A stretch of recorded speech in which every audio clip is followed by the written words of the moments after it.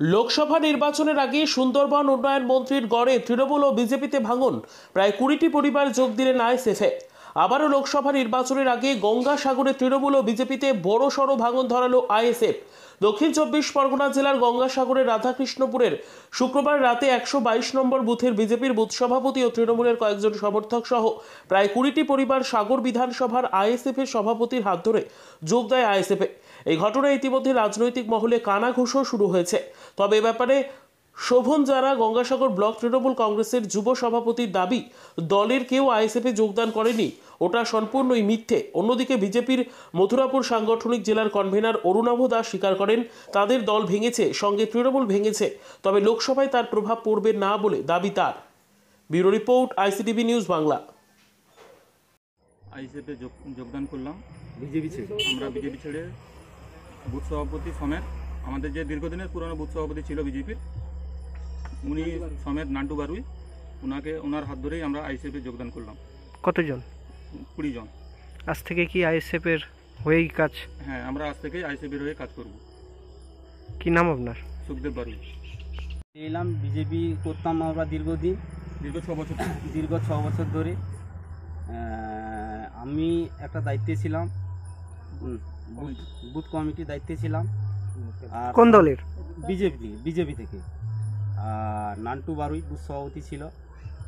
আর আমার ভাইরা যে দাঁড়িয়ে আছে, ওরা একসঙ্গে আমরা দীর্ঘদিন বিজেপি করতাম, কমিটিও ছিলাম, দেখভাল করতাম, দলটাকে আমরা গড়ছিলাম। আমরা আজকে একটা আক্ষেপে বেরিয়ে এলাম, কারণ হচ্ছে আর আমাদের সে জায়গায় আলো হচ্ছে না। দীর্ঘদিন দলটাকে ধরে রাখিয়েছিলাম, সেই জন্য আজকে কিছু কিছু জিনিস আমরা পেলাম, আমাদের আর জিজ্ঞেস করছে না, আর আমাদের প্রয়োজন নেই, পুড়িয়ে গেছে সে জায়গায়। এই প্রয়োজন যখন পুড়িয়ে গেছে, সে জায়গায় নেই। আমরা নস্বাদিক দাদার দলটা আমরা করতে চাই, সেই জন্য আমরা দাদাকে ডেকেছিলাম, দাদাভাই আমাদের এসছে। আমরা সাগর বল সভাপতি শেখ ইয়ামিনদার হাত ধরে আমরা আইএসএফ দলে এলাম। দেখুন, আমি তো এই সাগর বিধানসভায় আজকের খুশি। শাসক থেকেও আমার হাত ধরে আজকের বহু মানুষ চলে এসছে আইএসএফে ভালোবেসে। আজকের দিনে দেখলাম বিজেপিকে এখানে, এরা যে বুথ সভাপতি ছিল, এনাদের প্রশ্ন করেছিলাম আমি যে বিজেপি কেন ছাড়ছেন ভাই, তো ওনারা বহু দুঃখের কষ্ট বললো। তো এবারে আমাদের দল তো সকলকে চাইছে, গরিব মানুষ, তাই না? আমরা তো খেটে খাওয়া মজদুর মানুষ যারা আছি, তাদেরকে নিয়ে আমরা এই দলটা আমার ভাইজান তৈরি করেছে। হ্যাঁ, যেরকম আদিবাসী, দলি, সবাই মিলে সকলে খেটে খাওয়া মজদুর মানুষ হচ্ছে এই দলে থাকবে। এর জন্য আমি আজকের খুশি হয়েছি এবং এনাদেরকে আমাকে ডেকে ওনারা আগ্রহ করে আজকে ডেকেছে। এই রাত্রে ডাকার পরে আমি ওনাদেরকে যোগদান করি। হ্যাঁ, দেখলাম যে 20 থেকে 25টি পরিবার তারা আইএসএফে যোগ দিয়েছে। তবে এখানে শুধু ভারতীয় জনতা পার্টি যোগ দেয়নি, এখানে ভারতীয় জনতা পার্টির সাথে সাথে বেশ কিছু তৃণমূলের পরিবারও আইএসএফে যোগ দিয়েছে।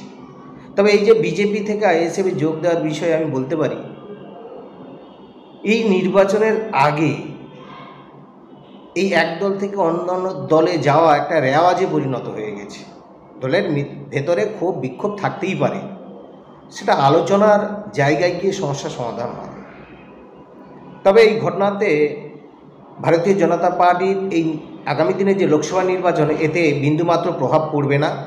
আমি সাগর ব্লক তৃণমূল যুব কংগ্রেসের পক্ষ থেকে দায়িত্ব নিয়ে বলতে পারি, ওরা উড়িষ্যা থেকে এখানে এসেছিল, আর সেটা লোধা সম্প্রদায়। তাদেরকে আমাদের মুখ্যমন্ত্রী মমতা বন্দ্যোপাধ্যায় তথা আমাদের লোকাল বিধায়ক সার্বিকভাবে সমস্ত প্রকল্পগুলো সুযোগ সুবিধা দিয়েছেন।